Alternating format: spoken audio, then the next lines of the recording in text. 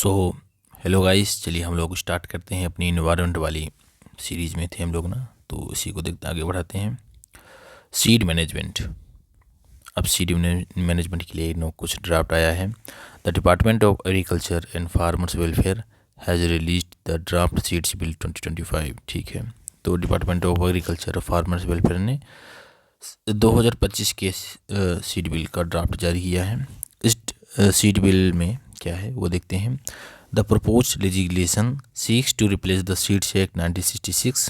ठीक है, तो ये जो आएगा है नया एक्ट, ये पुराने सीड एक्ट 1966 और सीड कंट्रोल ऑर्डर 1983 को रिप्लेस करेगा। ठीक है, इसका ऑब्जेक्टिव क्या है कि it will regulate the quality of seeds and planting materials available in the market. जो मार्केट में अवेलेबल सीड्स हैं उसकी क्वालिटी को और प्लांटिंग मटेरियल को ये रेगुलेट करेगा। ठीक है, हाईलाइट्स क्या क्या हैं बिल के देखते हैं। मैंडेटरी रजिस्ट्रेशन, यानी कि रजिस्ट्रेशन अब तरह का मैंडेटरी हो जाएगा। ठीक है, इसके अलावा एक मिनट, मैंडेटरी रजिस्ट्रेशन बताया है। ठीक है, no seed except farmers variety and the one produced exclusively for export purposes shall be sold unless registered.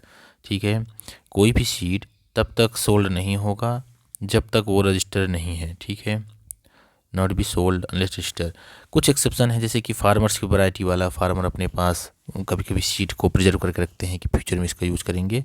And that one produced exclusively for export purposes. ठीक है, दो तरह की सीडों को एक्सेप्शन दिया गया है। इसके अलावा हर एक सीड को रजिस्ट्रेशन की ज़रूरत पड़ेगी, रजिस्ट्रेशन जरूरी ही है। ठीक है, मैंडेटरी बोर्डिंग ऑन साथी portal. It is a national portal created by the Ministry of Agriculture and Farmers Welfare in partnership with the National Informatics Center। एक तरह का नेशनल पोर्टल है जिसको एग्रीकल्चर मिनिस्ट्री ने NICA यानी नेशनल इंफॉर्मेटिक्स सेंटर के साथ मिलकर बनाया है, जिसका काम क्या है कि to provide complete traceability of the seeds from the point of origin till they reach the farmer. ठीक है, इस पोर्टल में साथी पोर्टल में मेरे लिए बताया गया है, ये ट्रेस करेगा कि सीड जहाँ से ओरिजिन हो रहा है। ठीक है, ओरिजिन ऑफ सीड मतलब जिस कंपनी के द्वारा इस सीड को बनाया जा रहा है, उसको पैकिंग, फिर उसको ट्रांसपोर्टिंग, फिर वो वहाँ से फार्मर तक आता है, तो ये पूरा ट्रैकिंग ये ट्रेस होगा साथी पोर्टल के हिसाब से। ठीक है, regulation of the sale of seeds varieties to conform to the Indian minimum seed certification standards. ठीक है, तो इंडिया का जो स्टैंडर्ड है सीड सर्टिफिकेशन के लिए, उन सेल करने के लिए सारे सीड वैराइटीज़ को वो क्या करना पड़ेगा, पास करना पड़ेगा। सीड कमिटीज़ बैठेंगी, सेंटर और स्टेट सीड कमिटीज़ होंगी जो कंस्टिट्यूट की जाएंगी सेंटर स्टेट के हिसाब से। अलग अलग सेंटर की सेंटर वाली बनाएगा, स्टेट की स्टेट वाली बनाएगा। काम करेगा advise on matters relating to seed programming, planning, seed development, production, storage, processing, export and import. तो इन सब में वो एक तरह का एडवाइस देंगे वो कमिटीज़। ठीक है, registration sub committees to recommend kinds of varieties of seeds for registration after scrutinising their claims. ठीक है, इस तरह से ये भी होगा कि kinds of varieties of seeds for registration after scrutinising their claims. National register on seed varieties, it is register of all kinds of varieties of seed kept under the control and management of the registrar।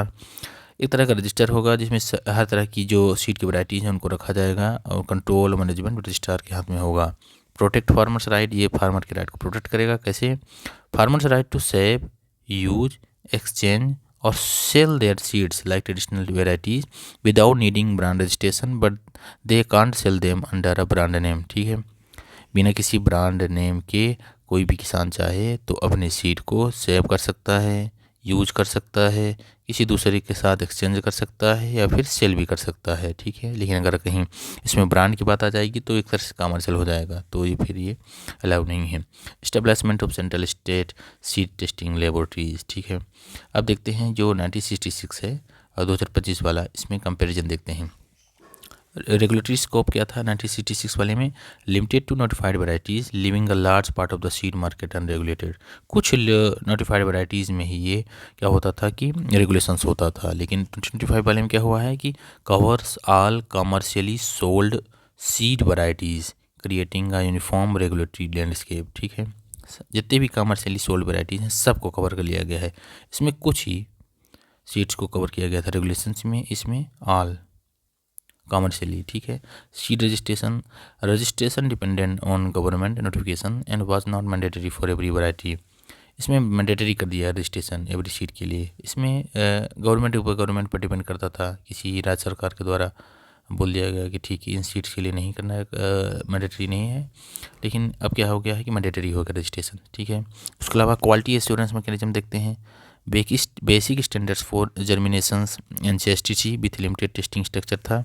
अब stricter quality marks, digital labelling हो गया है, QR traceability, expanded accredited laboratories, तो ये कुछ quality measures भी improve हुआ है। फार्मर का राइट जो है वो एक्सटेंड हुआ है। पहले लिमिटेड प्रोटेक्शन था, farmers had no structured compensation revenue, farmers can save exchange sell their seeds. Farmer को राइट दिया गया है कि अपने सीड को सेव कर सकते हैं, एक्सचेंज कर सकते हैं और सेल कर सकते हैं। मार्केट रिस्पॉन्सिबिलिटी क्या क्या है, ओवर सभी को ओवरसाइट था। Allowed limited seeds to circulate. अब stronger monitoring through enrolment levelling and traceability conditions. Market responsibility, पहले ओवरसाइट कम था, मतलब कि देखभाल कम थी, तो लिमिटेड सीड्स ही सर्कुलेट हो पाते थे, मतलब कि मार्केट में कुछ, बाकी फिर ब्लैक मार्केट या किसी अदर लूप होल या पर्पज के द्वारा मतलब डिमांड कंप्लीट करते थे। लेकिन अब स्ट्रॉन्गर मॉनिटरिंग हो गया है, एनरोलमेंट भी रजिस्ट्रेशन कंप्लीट कर दिया गया है, तो ट्रेसिबिलिटी अब ठीक है, रिस्पॉन्सिबिलिटी बन जाती है मार्केट की भी। Penalty, fines were low, fines are higher, trivial, minor and major. Technological operation, उस समय टेक्नोलॉजी क्या थी, आज की टेक्नोलॉजी आप लोग देख सकते हैं, तो इस तरह से इसका भी वो है। एक तरह से इंडिया के सीड मार्केट का ओवरव्यू देखते हैं। India is the 5th largest seed industry in the world, the USA has the largest industry, ठीक है। Seed export amount to $150 million within a global export market valued 15 billion. तो Bharat 5th largest seed industry है, seed export $150 million, ठीक है। इसके अलावा seed programme है, इसमें लिमिटेड का generation system for seed multiplication in a phased manner. It recognises 3 generations namely breeder, foundation and certified seed. Breeder जो इसको पैदा करता है, progeny of the nucleus seed of a variety and it is produced by the originating breeder or by a sponsored breeder। जबकि foundation seed क्या होता है, progeny of the breeder seed, ठीक है। तो पहले ब्रीडर सीड बनाया जाता है, ब्रीडर सीड से फाउंडेशन सीड बनाया जाता है, ठीक है। अब ICR promotes sponsored breeder seed production programme through national seed corporation, state farm corporation of India. Krishi Vigyan Kendra के द्वारा ICR international council for agriculture research, ICR जो है ये प्रमोट कर रहा है कि हम लोगों को नेशनल सीड कॉर्पोरेशन और स्टेट फार्म कॉर्पोरेशन को बढ़ाना है। इसको मतलब ब्रीडर सीड प्रोडक्शन को स्पॉन्सर कर रहा है, बढ़ा रहा है। फाउंडेशन सीड को, production of foundation seed has been interested to the NSC, SFCI, state seed corporation सबके द्वारा। चैलेंजेस देख लेते हैं भाई। लो सीड रिप्लेसमेंट रेट है in India, many open pollinated crops in food grains and oilseeds, the SR is less than 25 to 30%। इसका मतलब क्या होता है कि सीड रिप्लेसमेंट रेट यानी कि जो आप लोगों की ये देखिए इतना क्रॉप्ड एरिया है, इतने क्रॉप्ड एरिया में कितना पार्ट हम लोगों ने सर्टिफाइड सीड से सो किया है, बुवाई की है, तो वो होता है सीड रिप्लेसमेंट रेट। इंडिया में बहुत लो है, 25 से 30% बस है सर्टिफाइड सीड से, बाकी लोकल सीड का यूज हो रहा है। Seed market monopoly, multinational company जैसे Bayer, Monsanto dominate seed markets limiting access to local seeds, तो मार्केट मोनोपोली चल रही है कुछ विदेशी कंपनियों का। सीड प्रोडक्शन कंस्टेंट्स क्या है, ensuring adequate and timely seed production to meet the requirements of India highly diverse cropping system remains major challenge, ठीक है। ये मेजर चैलेंज हो चुका है। Seed availability, farmers primarily meet their seed requirements through farm saved seed with approximately 65% relying on their own saved seeds for their products distributed among them. तो जो farmer होता है उसकी जब हार्वेस्ट सीजन में उसकी उपज होती है तो क्या करता है कि अपने नेक्स्ट सीजन के लिए, नेक्स्ट क्रॉपिंग सीजन के लिए वो क्या करेगा कि अपना सीड को रिजर्व कर लेता है, ठीक है। तो रिजर्व सीड ही इंडिया में मेनली जो काम कर रहे हैं सीड, ठीक है, तो वही है 65%। और क्वालिटी सीड होते हैं, लो जर्मिनेशन रेट होता है, सब ट्रॉपिकल, सब ऑप्टिमल क्रॉप परफॉर्मेंस और अदर हैं। कुछ इनिशिएटिव लिए गए हैं, नेशनल सीड पॉलिसी 2002 में आई गई थी। उसके अलावा protection of plant varieties and farmers right act 2001 आया था। सीड विलेज प्रोग्राम, बीज Gram Yojana, national seed reserve में नजर आए थे, ठीक है। वे फॉरवर्ड क्या है, promoting biotech innovations, for high yielding, stress tolerant and nutrient rich seed varieties to address climate change and food security concerns. SCR recently developed two genome edited rice variety DRR rice Kamla based on Samba Masuri and Pusa DST rice first and based on MTU. ठीक है, तो important है, ये question पूछा जा सकता है कि कमला जो है किसकी edited genome edited rice varieties है। तो ये राइस की जीनोम एडिटेड वैराइटीज़ है, सांबा मसूरी पर बेस्ड है। अब पूसा DST राइस वन, तो नाम ही इसका DST राइस वन। कुछ सीड बैंक बनाना पड़ेगा हम लोगों को लोकल लेवल पर। आइडेंटिफाई सीड हब है, उनको आइडेंटिफाई करना पड़ेगा। SRR सीड रिप्लेसमेंट रेट को बढ़ाना पड़ेगा। Timely replacement of seeds to be progressively increase the SSR particularly to regionally important varieties. कुछ और ऐसे ही इंपॉर्टेंट चीज़ें हैं। तो ये रहा सीड के बारे में। अब आता है next news, vultures. Wild life institute of India release it's first pan India assessment and monitoring of endangered species vultures. Wild life institute of India ने हाल ही में अपनी first pan India assessment report monitoring vulture के बारे में जारी किया है। तो wild life institute of India जो मिनिस्ट्री ऑफ एनवायरनमेंट और forest and climate change MOEFACC के अंदर आता है, ऑटोनोमस बॉडी है, 1982 में बनाया गया था। इसका हेडक्वार्टर कहाँ है? देहरादून में है। ठीक है, तो इसका काम क्या रहता है? यही मतलब कि इम्पोर्टेंट रिपोर्ट निकालता है कि कैसे वल्चर असेसमेंट रिपोर्ट होगा, जैसे ह्यूमन वाइल्ड लाइफ कंट्रोल, मतलब कि कन्फ्लिक्ट जो होता है वो कैसे होना चाहिए, और कुछ नॉर्मल प्रोजेक्ट पर ये काम भी करता है। ठीक है, इसके अलावा बायोडाइवर्सिटी को भी प्रोटेक्ट करता है। इस तरह से प्रोटेक्टेड एरिया जैसे नेशनल पार्क और सेंचुरीज को भी ध्यान में देता है। इस तरह से ये सिस्टम कुछ काम करता है। देखते हैं मेजर फाइंडिंग्स क्या क्या हैं। मेजर फाइंडिंग्स पहले तो इसको लिख लेते हैं। Wildlife institute of India 1982 में बना था और कौन सी ministry of environment forest and climate change के अंदर काम करता है। स्टेटूचरी बॉडी है और इसका काम क्या रहता है कि ये नॉर्मल है कि मतलब, और इसके अलावा हाँ इसका हेडक्वार्टर देख लेते हैं, कहाँ था? देहरादून। ठीक है, ये कुछ इंपॉर्टेंट इन्फॉर्मेशन था। चलिए आप देखते हैं मेजर फाइंडिंग्स देखते हैं। The first nationwide assessment estimated breeding adult populations focusing on 4 critically endangered species, the white rumped Indian, slender billed and red headed vulture. ये देखिए कुछ वल्चर हम लोग नियम देख लेते हैं, कौन कौन सी क्रिटिकली इंडेंजर्ड हैं, कौन कौन सी नियर थ्रेटेंड हैं, कौन कौन सी लीस्ट कंसर्नड है। ठीक है, तो देखते हैं कि कौन कौन सी क्रिटिकली इंडेंजर्ड है। उससे पहले हम लोग देख लेते हैं कि IUCN जो है वो कैसे काम करता है। तो international union for conservation of nature जो है, तो इस तरह की ये मेंबरशिप यूनियन है जो बहुत गवर्नमेंट है उसमें और सिविल वाले जो सोसाइटी हैं, सिविल सोसाइटी दोनों काम करते हैं। और जब इसका बना था ये 1948 में, तब से ये तरह तरह के डाइवर्सिटी और उसको सब वो कर रहा है। इसका हेडक्वार्टर कहाँ है? इसका हेडक्वार्टर शायद हाँ स्विट्ज़रलैंड में है, शायद इसका हेडक्वार्टर स्विट्ज़रलैंड में है। और ग्लोबल अथॉरिटी है, प्रोटेक्ट करती है। एक तरह की ये लिस्ट जारी करती है, रेड लिस्ट कहा जाता है, जिसमें से ये सब बताता है कि कौन कौन सा क्रिटिकल इंडेंजर्ड है, कौन कौन सा नियरली थ्रेटेंड है। तो देखते हैं इंडिया में कौन कौन सा क्या चल रहा है। वाइट रम्ड वल्चर जो है ये जो है क्रिटिकली इंडेंजर्ड है। स्लेंडर बिल्ड वाला जो है वल्चर वो भी क्रिटिकली इंडेंजर्ड है। इंडियन वल्चर जो कॉमन पाए जाते हैं वो भी क्रिटिकली इंडेंजर्ड है। बियर्डेड वल्चर, इसकी दाढ़ी रहती है, तो ये भी नियरली थ्रेटेंड है। और सिनेरियस वल्चर जो है नियरली थ्रेटेंड, ये भी है। इजिप्टियन वल्चर ये भी इंडेंजर्ड है। रेड हेडेड वाला ये भी क्रिटिकली इंडेंजर्ड। लीस्ट कंसर्न है ग्रिफन वल्चर, और हिमालयन ग्रिफन जो है वो नियरली थ्रेटेंड है। तो ठीक है, ये कुछ तरह से वल्चर हो गए हैं। एक बार आप इनकी इमेजेस देखेंगे डिटेल में तो थोड़ा सा क्लियर हो जाएगा। जियोग्राफिकल स्कोप क्या क्या है? The survey documented vulture presented at 216 sites across 17 states में, जहाँ जहाँ ये वल्चर मोस्टली पाए जाते हैं। कॉन्टेक्शन ऑफ रेंज क्या था?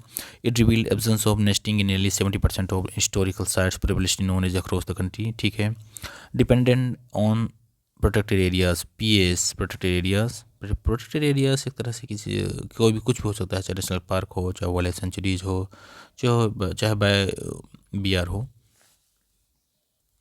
तो ये कुछ भी हो सकता है। PAS hold 54% of all documented nest. ठीक है, तो जितने भी इन्होंने नेस्ट खोजा है कि कहाँ कहाँ ये पाए जाते हैं वल्चर्स, उसमें से जो प्रोटेक्टेड एरियाज़ हैं, चाहे नेशनल पार्क हो, वाइल्ड लाइफ सेंचुरी हो, बायोस्फीयर रिजर्व हो, तो वहाँ 54% नेस्ट वहीं पाए गए हैं। स्पेसिफिक क्या है, इंडियन वल्चर्स जो है मेनली मध्य प्रदेश और राजस्थान में पाया जाता है। रिलैंड ऑन सिक्योर क्लिफ साइड्स, ठीक है। जिप्स इंडिकस इंडियन वल्चर ये वाला रहा, इंडियन वल्चर ये कहाँ कहाँ पाया जाता है, मध्य प्रदेश और राजस्थान, मेनली सेंट्रल इंडिया में पाया जाता है, ठीक है। White rumped vulture concentrated in Kangra valley Himachal Pradesh. White rumped कहाँ था, वाइट रम्ड ये वाला वाइट रम्ड जो क्रिटिकली इंडेंजर्ड है, ये कहाँ पाया जाता है, मेनली हिमाचल प्रदेश में पाया जाता है, ठीक है। उसके अलावा सिलेंडर बिल्ड वाला असम में ब्रीडिंग, ये रहा सिलेंडर बिल्ड वाला ऊपर वाला, ये रहा सिलेंडर बिल्ड, असम में पाया जाता है, असम के हिमालयस में पाया जाता है, ठीक है। और रेड हेडेड वाला जो है मध्य प्रदेश और depends on dense undisturbed forest, population extremely low and fragmented. तो मध्य प्रदेश में कौन कौन सा पाया जाता है, एक ये पाया जाता है रेड हेडेड, एक ये पाया जाता है इंडियन वल्चर, ठीक है। तो अभी तो दो मिले हैं हम लोगों को, देखते हैं और कौन कौन से पाए जाते हैं।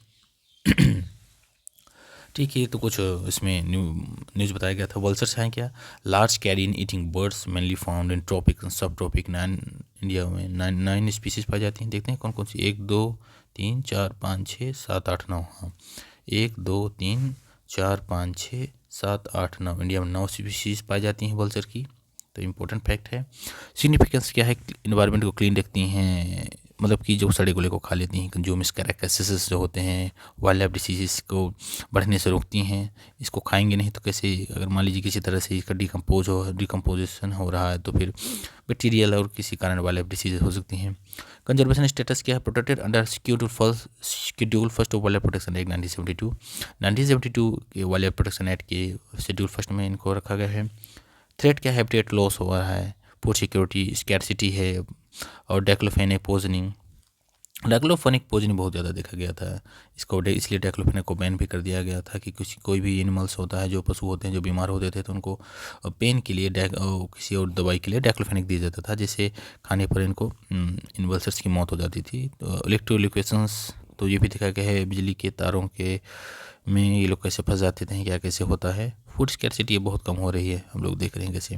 Conservation initiative, ban on diclofenac को बैन कर दिया गया, कीटोप्रोपेन बंद कर दिया गया, एसिक्लोफेनेक बंद किया गया। इसके अलावा action plan for vulture conservation 2020 से 2025 लाया गया।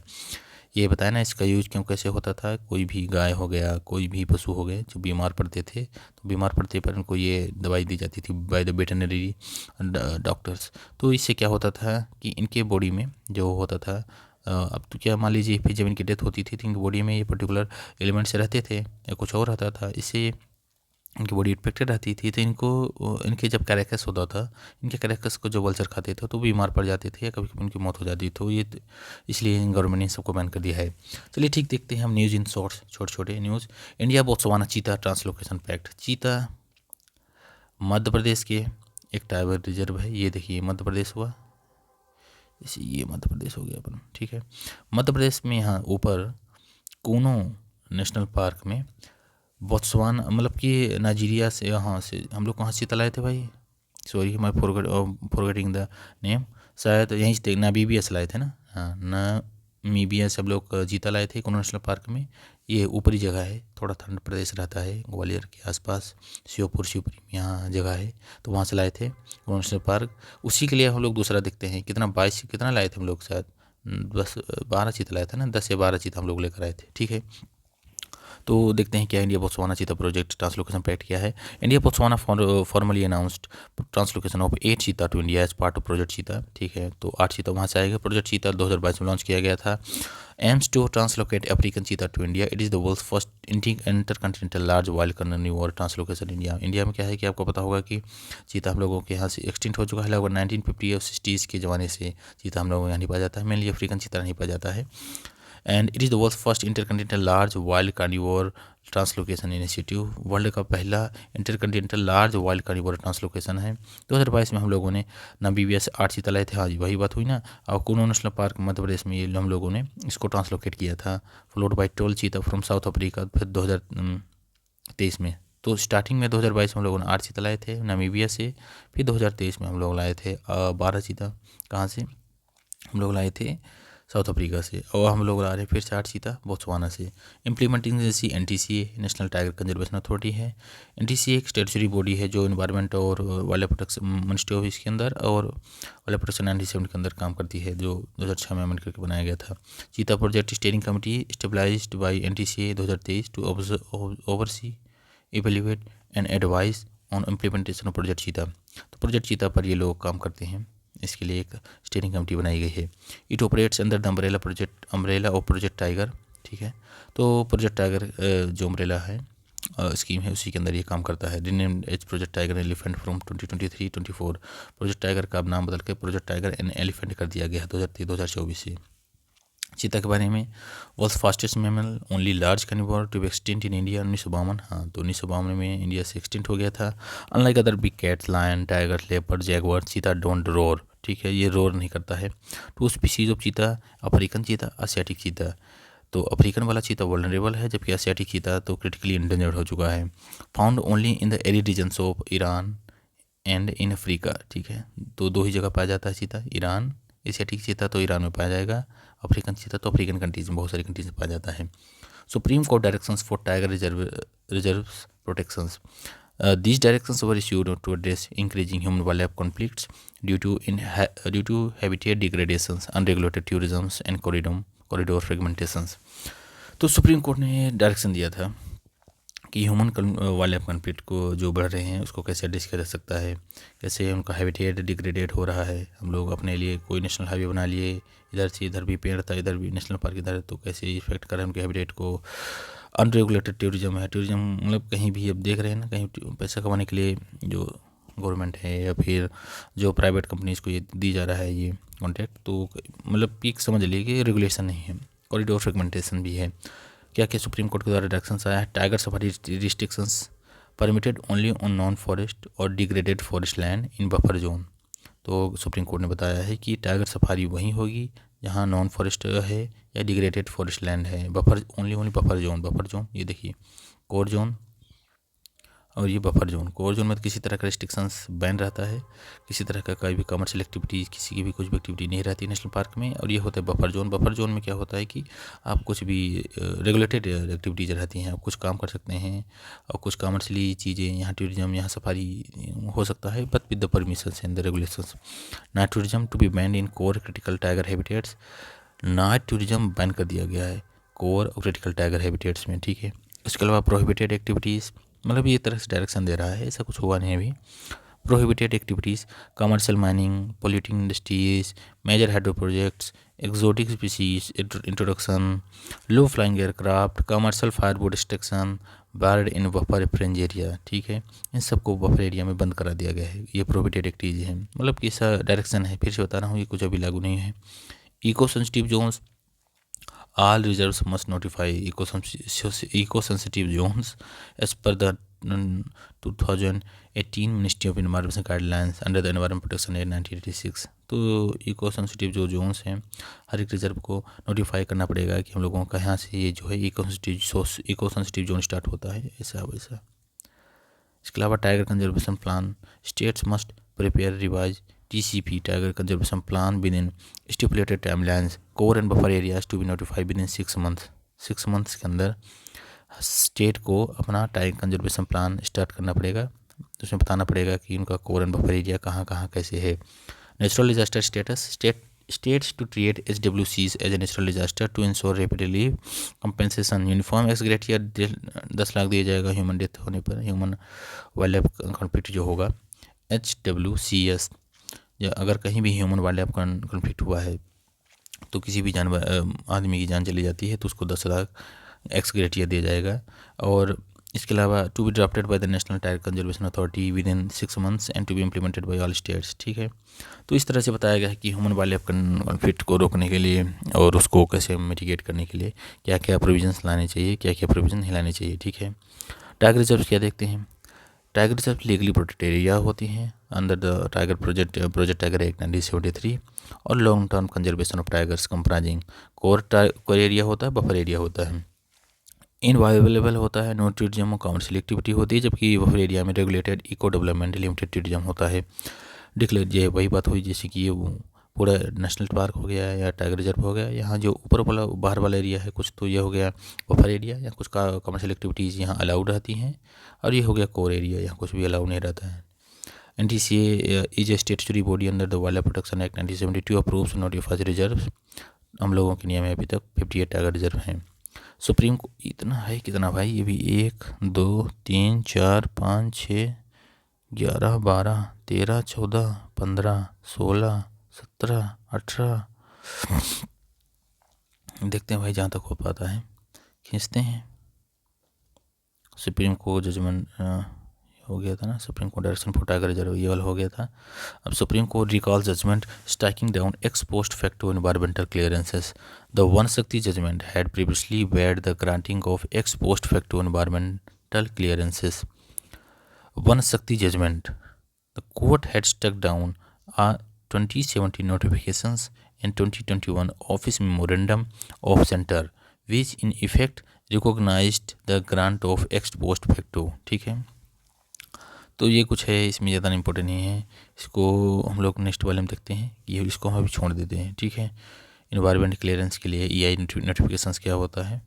इसके अलावा dump site remediation acceleration programme DRAP launched, और ग्लोबल रिपोर्टिंग इनिशिएटिव, हाँ थोड़ा छोटा है जो उसको देख लेते हैं।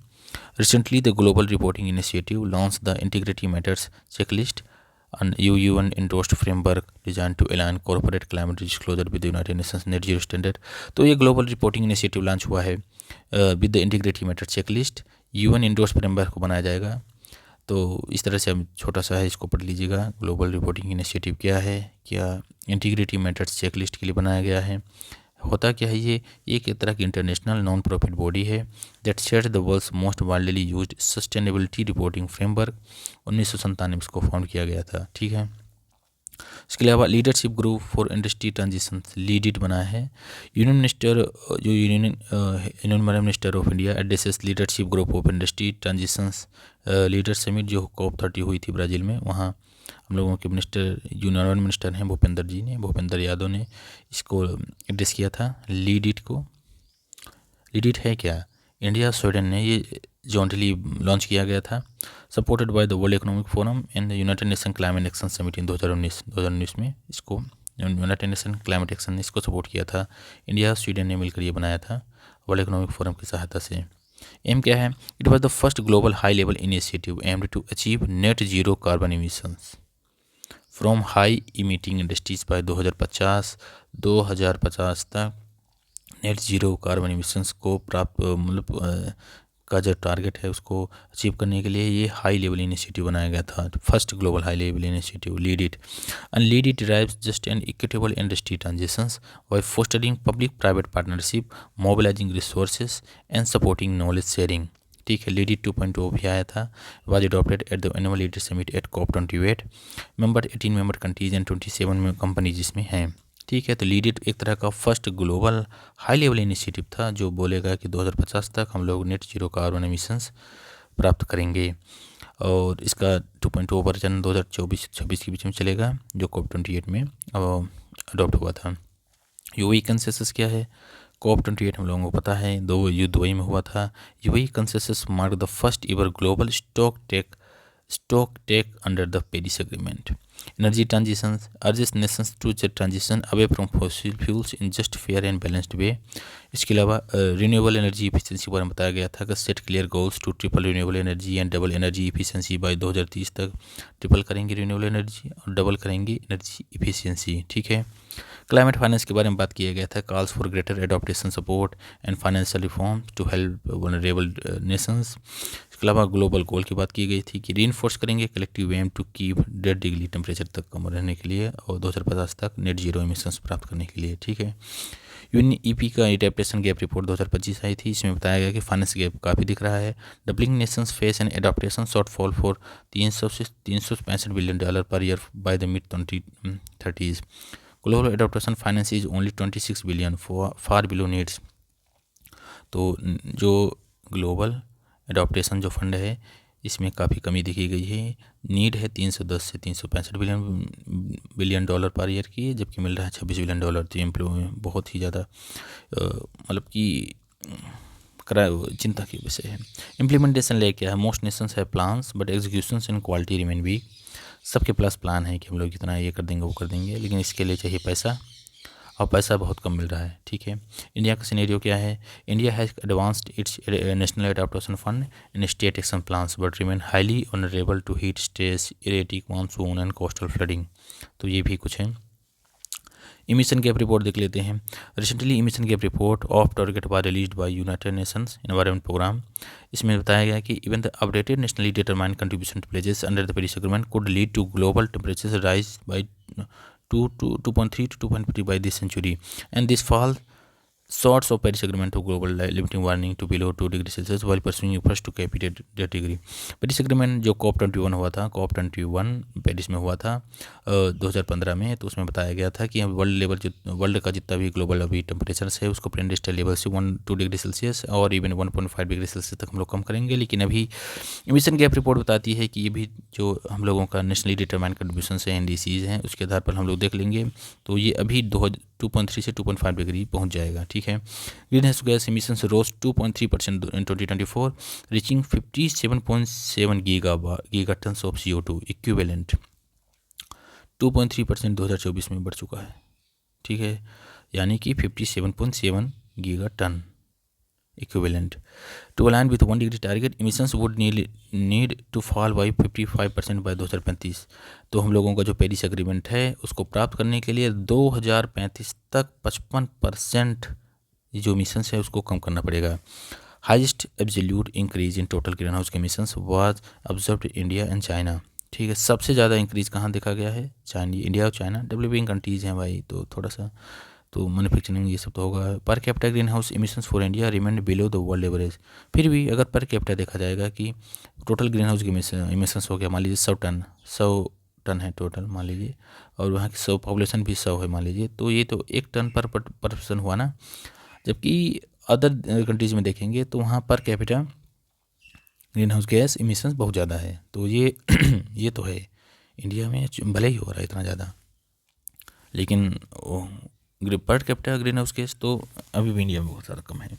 State of the cryosphere report 2025 released by the international cryosphere climate initiative. The report highlights the status and impact of change in 5 key components of cryosphere: ice sheets, mountain glaciers, snow, polar oceans, sea ice and permafrost.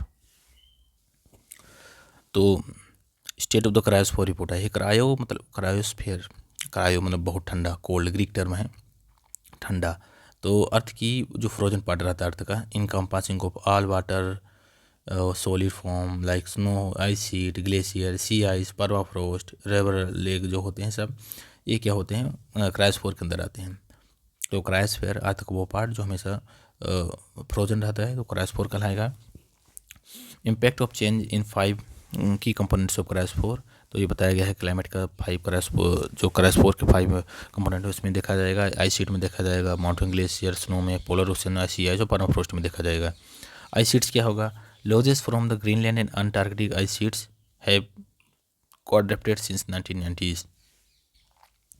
मतलब कि जो Greenland और Antarctic ice sheets हैं have quadrupled since 1990 से इनमें जो loss हुआ है वो 4 गुना ज़्यादा बढ़ चुका है। Sea level rise results in wide spread loss of infrastructure, agriculture land, homes and livelihoods in coastal regions. ठीक है, पोलर ओशंस में देखा गया है rising greenhouse gases are impacting their role as heat carbon absorber and drivers of global circulation. Impact क्या है, 2 major ocean current system, Antarctic overturning circulations and Atlantic meridian overturning circulations have slowed substantially due to fresh water melt. तो ये polar oceans में भी देखा गया है इसका इफेक्ट। माउंटेन ग्लेशियर्स में glacier ice loss is increasing exponentially world wide with 273 gigaton lost per year between 2000 से 2023 के बीच में। जो बड़े बड़े ग्लेशियर्स हैं वो कैसे पिघल रहे हैं, 273 gigaton lost per year between 2000 से 2023 के बीच में। इसका इम्पैक्ट क्या है, वाटर्स को थ्रेट हो रहा है, फूड को, इकोनॉमी को, political security for billion of people, ये बहुत इंपॉर्टेंट है। इसके अलावा sea ice extent and thicknesses have decline 40 to 60% at both poles since 1979। Sea ice क्या हो रहा है, उसकी जो एक्सटेंट और थिकनेस है वो 40 से 60% दोनों पोल में 1979 से के कंपेरेटिव से हम लोग देखेंगे तो डिक्लाइन हुआ है, ठीक है। परमाफ्रोस्ट ओवर 210 और permafrost has thawed per decade since current warming began. तो ये सबसे ज़्यादा भाई जब गर्मी बढ़ेगी, हीट बढ़ेगा, global warming, green house gas emissions होगा, तो सबसे ज़्यादा इफेक्ट इनको हम लोग क्रायोस्फीयर पर ही देखने को मिलेगा। ग्लोबल कूलिंग वॉच रिपोर्ट देखते हैं। Report published by UNEP cool coalitions details at sustainable cooling pathway aimed at dramatically reducing projected greenhouse gas emissions from cooling by 2050। की कंसर्न्स क्या है? सर्ज इन कूलिंग डिमांड में ज़्यादा बढ़ रही है, ज़्यादा लोग एसी लेंगे भाई, गर्मी बढ़ रही है। तो business use cooling pathway, the global stock of cooling equipment will more than triple by 2050 from 22 terawatts in 2022 to 68 terawatt. तो ये भाई जब ज़्यादा कूलिंग ग्रीन हाउस गैस बढ़ेगा और इमिशंस बढ़ेगा, गर्मी बढ़ेगी, तो एसी की डिमांड और कूलर ये सब की डिमांड ज़्यादा बढ़ेगी। पॉलिसी कैप क्या है? Only 54 nations meet full sustainable cooling pathway standards despite broad policy inclusion. सिर्फ 54 नेशंस ही हैं जो सस्टेनेबल कूलिंग पाथवे को अपनाते हैं, जिसमें कि मतलब बताया गया है कि कितने स्टार का एसी कितना कितना होना चाहिए। क्योंकि ऐसा नहीं है, आप लोगों को देखा होगा कि एसी की यूज़ करने से भी ग्लोबल वार्मिंग बढ़ता है। कैसे बढ़ता है? इसके लिए मोर पावर यूज होगा, मोर पावर से मोर हीटिंग से मोर ग्रीन हाउस गैस, ये कॉमन चीज़ है। Escalating extreme heat, global population exposed to deadly heat stress could rise from 30% today to between 48 and 76% by the end of century। तो इतना ज़्यादा extreme हो सकता है। अर्बन हीट बढ़ेगा, हीट वेव्स बढ़ेंगी।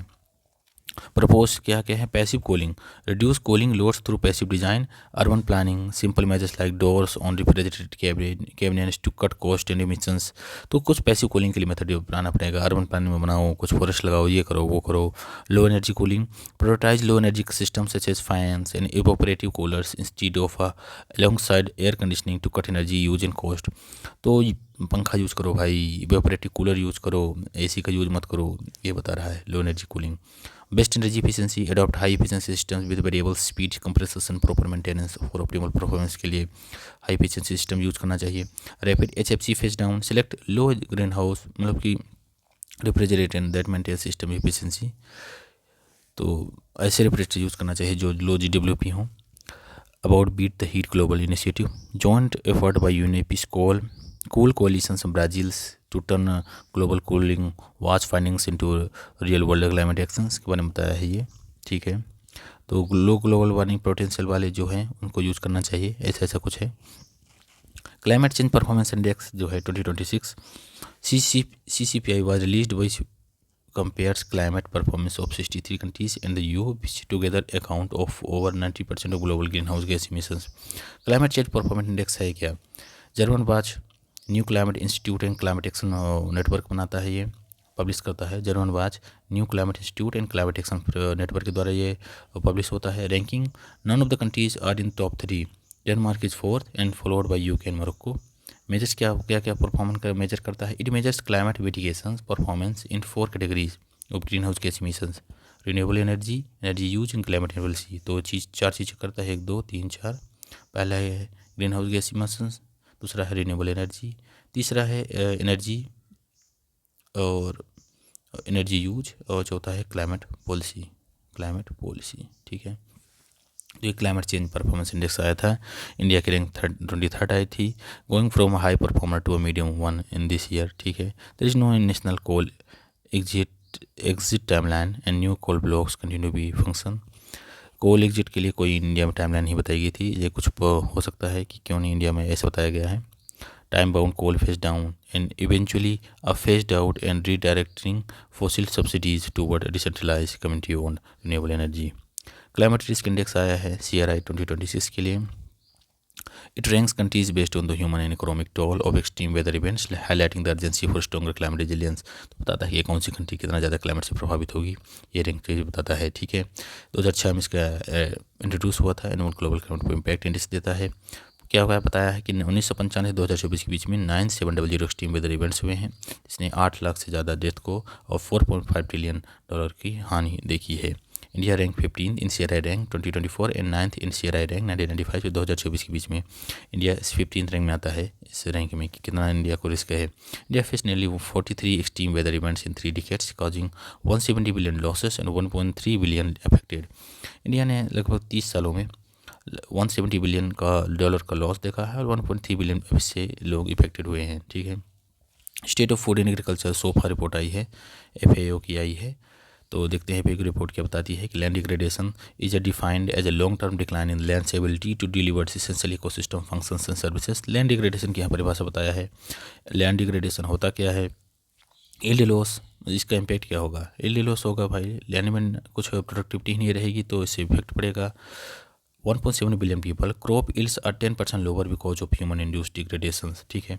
एशियन कंट्रीज़ में ज़्यादा इफेक्ट देखा गया है। इंडिया एशियन कंट्रीज़ जो हैं वो ज़्यादा लैंड डिग्रेडेड हैं। Productivity loss, total factor productivity growth which reflects technological advancement and efficiency improvements has declined since 2000 particularly by the global south, ठीक है।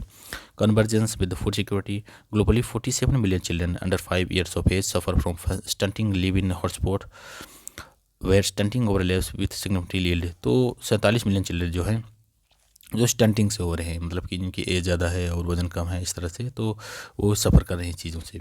इकोसिस्टम इम्पैक्ट होगा, ये होगा वो होगा। Montreal protocol substances that deplete the ozone layer के लिए ये मॉन्ट्रियल प्रोटोकॉल आया था। It highlighted discrepancies in HFCs emissions between reported and measured data, lack of atmospheric monitoring stations in many regions, ठीक है।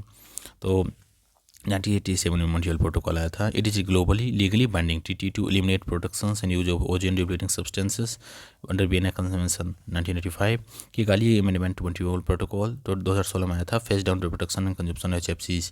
तो जब मॉन्ट्रियल प्रोटोकॉल 1987 में आया था, उसमें बताया था कि ओजोन डिप्लीटिंग जो सब्सटेंसेस हैं उनको बैन करेंगे। तो फिर इन लोगों ने दिमाग लगा लिया कि हम लोग मतलब कि ये HFCs यूज़ करेंगे। HFCs को भी बैन करने के लिए फीके काली एग्रीमेंट 2016 में आया था, तो ठीक है। मिनामाटा कन्वेंशंस ऑन मरकरी के लिए आया था। COP6 Geneva agreed to end the use of dental amalgam by 2034। ये बहुत इंपॉर्टेंट न्यूज़ है कि हम लोग दांतों में जो RCT कराते हैं, रूल कॉर्नरी ट्रीटमेंट कराते हैं, फिर कुछ कैविटी को ट्रीटमेंट कराने के लिए जो फिल करने के लिए जो हम लोग जो सब्सटेंस यूज़ करते हैं वो एमेलगम होता है। मतलब कि मरकरी के साथ कुछ और उसमें जैसे कि सिल्वर का कुछ और कुछ मिक्स रहता है, तो उसको बैन करने की बात कही गई 2034 तक, ठीक है। मिनामाटा कन्वेंशन की जो COP6 हुई थी जिनेवा में। It was also agreed to step up global efforts to eliminate mercury added skin lightening product, ठीक है। तो इसने स्किन लाइटनिंग के लिए, गोरा बनने के लिए जो मर्करी एडेड कुछ प्रोडक्ट होते हैं उसको भी बंद करने के लिए बात किया है। Mercury is naturally occurring heavy silvery white transition metal with atomic number 80. It is ductile, malleable and is able to conduct heat and electricity. It is the only common metal that is liquid at room temperature. Sources क्या है? Volcanic eruption से प्राप्त होते हैं, natural sources है, ocean से प्राप्त होते हैं। इसके अलावा एंथ्रोपोजेनिक क्या है? माइनिंग से, ड्यूरिंग गोल्ड माइनिंग में, फॉसिल फ्यूल से, कंबसन से, मेटल और सीमेंट प्रोडक्शन के बाई प्रोडक्शन से हम लोग इसको प्राप्त कर सकते हैं। यूजेज क्या है? In thermometer, barometer, fluorescence, lighting, certain batteries और डेंटल एमेलगम्स में यूज होता है। टॉक्सिसिटी होती है इसमें। Mercury emitted into their air eventually settles into water और into land. Once deposited certain microorganisms can change it into methyl mercury, and methyl mercury is highly toxic form that builds up in fish, shellfish animals that eat fish, ठीक है। तो इस तरह से bio एक्यूमुलेशंस होगा। छोटी मछली इस बड़ी मछली को खाएगी, इसमें से डिपॉजिट हो चुका है, पी मछली और मछली को बड़ी को खाएगी, बड़ी मछली को हम लोग खाएंगे, इस तरह से बायो एक्यूमुलेशन होता रहेगा। Every small amount mercury exposures can be highly toxic affecting the nervous system, kidney, skin, eye disease. तो ये इफेक्ट होंगे मर्करी से। तो मेरे लिए ये दांतों में यूज होने वाले डेंटल एमेलगम को और स्किन लाइटनिंग प्रोडक्ट को बैन करने की बात कर रहा है। मिनामाटा कन्वेंशन 2013 में साइन हुआ था और लीगली बाइंडिंग है। इफेक्टिव 2017 से था। इसका convention Minamata Bay, Japan site of severe mercury poisoning, ठीक है। मेंबर्स 153 कंट्रीज इसमें हैं। इसके अलावा volcanic eruptions, Mount Semeru Indonesia में इरप्ट हुआ था। हाइस्ट वोल्केनो जावा आइलैंड में है। Part of Pacific Ring of Fire का अंदर आता है। स्टेटो वोल्केनो था। और other recent volcano eruption Indonesia, Mount Lewotobi भी, लाकी मेरापी वोल्केनो। तो ये माउंट सीमेरू इंडोनेशिया का फेमस है। हाईली गब्यू इथोपिया का eruption sent a massive ash cloud across Red Sea in South Asia causing a thick ash cloud to reach India leading to diversion of several flights. तो Ethiopia से Hayli Gubbi जो हुआ था, मतलब कि eruption हुआ था इसमें वोल्केनो में, इससे massive ash cloud across Red Sea in South Asia में आए थे जो एशिया ये इंडिया तक भी पहुंचा था, जिससे सेवरल फ्लाइट्स भी इफेक्टेड हुई थी। इसके अलावा Lake Turkana, recent study shows that falls in water levels of Lake Turkana due to climate change has led to increased earthquake activity in the region. When a lake's water levels drops the reduce weight decreases pressure on earth's crust making faults more prone to movement and increasing the likelihood of earthquake। तो जिससे water level drop होता है किसी lake का, तो उससे wait decrease होता है अर्थ के क्रस्ट का, जिससे फॉल्ट क्रिएट होते हैं और उसके मूवमेंट से अर्थक्वेक होता है। लेक तुर्काना है कहाँ? World's largest permanent desert lake है, लेक अल्काइन लेक है, केन्या में है ये, with northern tip extending from Ethiopia. 90% of inflow comes from the Omo River, ठीक है, इथोपिया के ओमो रिवर से आता है। Lake Turkana National Park site was describe in the World Heritage Site in 1997, ठीक है। तो ये कुछ इंपॉर्टेंट न्यूज़ हो गई। हम लोगों ने एक दो न्यूज़ छोड़ दी थी, क्रॉसफर हो गया था, गैप रिपोर्ट हो गया था, यूएई कंसेंसस हो गया था, leadership group, global reporting initiative लीडिट हो गया था, इंडस्ट्रीट dump site mitigation acceleration program, और ये वाला Supreme Court struck down ex post facto वाला। ये लोग हम लोग कल देखेंगे, बस दो ही बचा है, वो ज़्यादा नहीं है। Dump site remediation acceleration programme DRAP launch हुआ है स्वच्छ भारत मिशन 2.0 के तहत to achieve the goal of Lakshya zero dump site by September 2026। Swachh Bharat mission SPM 2.0 launch हुआ था 2021 में, इसी में ये इस चीज़ के लिए बात की गई थी।